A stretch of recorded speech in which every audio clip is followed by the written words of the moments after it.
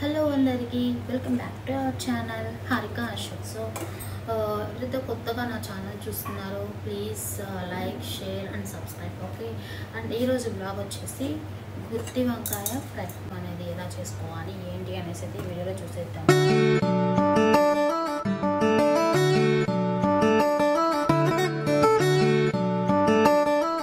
So ముందుగా అయితే గుత్తి వంకాయలని వాష్ చేసి అయితే పెట్టుకోవాలి. అవి తెల్లవైనా పర్లేదు, నల్లవైనా పర్లేదు. సో నేనైతే ఇవి తీసుకున్నాను, వీటిని అయితే ఫస్ట్ వాష్ చేసి పెట్టేసుకున్నాను. సో వాటిని ఎలా 4 పార్ట్స్కి అయితే కట్ చేసుకోవాలి, అది ఎలా కట్ చేసుకోవాలి ఏంటి అనేసి మీకు వీడియోలో చూపిస్తూనే ట్రై చేస్తున్నాను. సో మీరు కూడా చూసేయండి.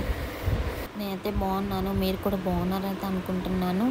సో ఫస్ట్ అయితే ఈ వంకాయలని వేసి 4 పార్ట్స్కి అయితే కట్ చేసి పెట్టుకోవాలి. అది ఎలా కట్ చేసి పెట్టుకోవాలి ఏంటి అని చూపిస్తున్నాను. ఫస్ట్గా అయితే వీటి వంకాయలు ఏంటో కట్ చేసుకున్న తర్వాత పక్కన పెట్టేస్తే బ్లాక్గా వచ్చేస్తాయి. సో బ్లాక్గా రాకుండా ఉండడం కోసం ఏం చేయాలంటే ఒక బౌల్ తీసుకొని బౌల్లో కొంచెం ఉప్పు అయితే వేసుకోవాలి. వాటర్ పోసుకొని వాటర్లో కొంచెం ఉప్పు అయితే వేసుకోవాలి. వేసుకొని ఆ కట్ చేసుకుని ముక్కలు దానిలో వేసుకుంటే ఏంటంటే ముక్కలు అనేవి బ్లాక్ కలర్ రాకుండా ఉంటాయి. ఇట్లా 4 పార్ట్స్కి అయితే కట్ చేసుకోవాలి. మీకు అది నేను ఎలా కట్ చేస్తాను చూపిస్తాను. తెలియని వాళ్ళ కోసం మాత్రమే ఇది. తెలిసిన వాళ్ళైతే వీడియో అయితే స్కిప్ చేసుకోండి, ప్రాబ్లం లేదు. వీడియో అయితే ఎండ్ వరకు చూడండి. సో కర్రీ అయితే సూపర్ అంటే సూపర్ టేస్ట్గా ఉంటుంది. ఎలాంటి వాళ్ళైనా తినేయచ్చు.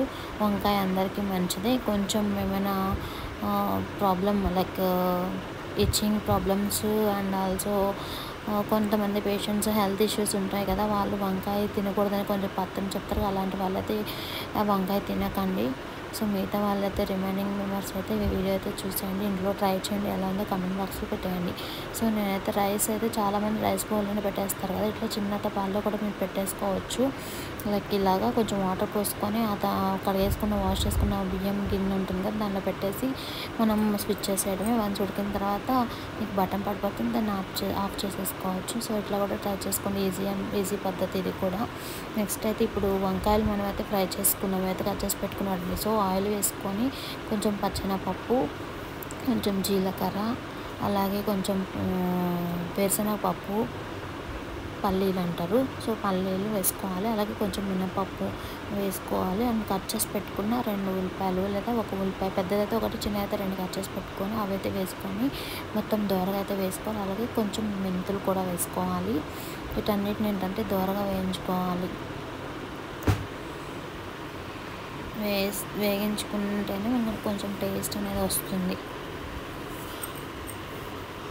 సో చూపిస్తున్న విధంగా అయితే ఫ్రై చేసుకోండి. కొంచెంసేపు అయితే మూత పెట్టేసుకుందాము.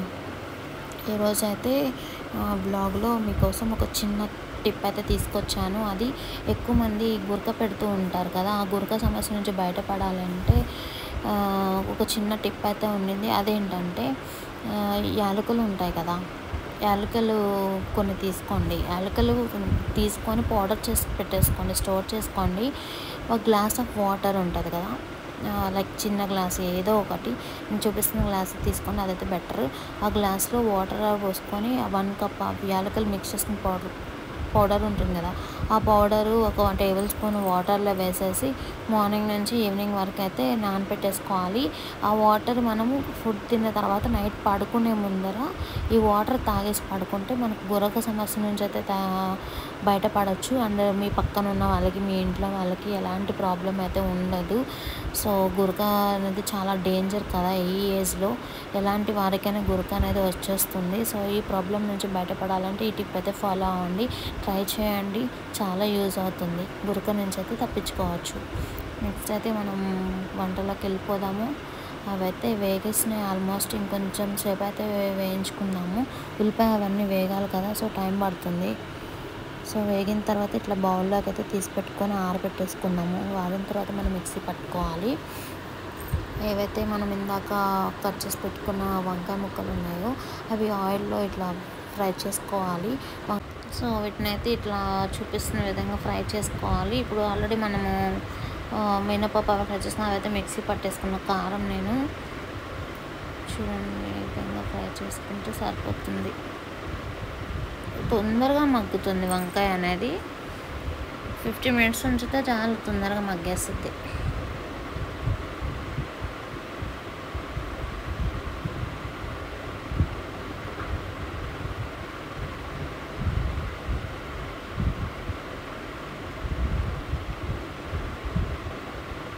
అందరూ రకరకాలుగా చేస్తారు. నేను ఇట్లా చేసిన నా స్టైల్లో నేను చేసాను. ఇందాక మిక్సీ పట్టుకున్న కారం అయితే వేసేసుకుందాం. కొంచెం ధనియాల పౌడర్, ఉప్పు అయితే మిక్సీ పట్టేసుకున్నప్పుడు వేసుకోవాలని మర్చిపోయాను. సో అందుకని ఇప్పుడు యాడ్ చేశాను. కొంచెం కారం వేసుకున్న తర్వాత కొంచెం మూత పెట్టేస్తే ఆయిల్లోకి వచ్చేస్తుంది. కొంచెం ఇంక తర్వాత మిక్స్ చేసేసుకోవడమే. సరిపోకపోతే ఫైనల్గా ఉప్పు వేసుకోండి. నేనైతే వేయడం మర్చిపోయాను. మిక్సీలో వేసేసుకున్నప్పుడు బాగుంటుంది. ఫైనల్గా కొత్తిమీర, కరివేపాకుతో ఫినిష్ చేసేసుకోవడమే, అంతే. వంకాయ ఫ్రై రెడీ.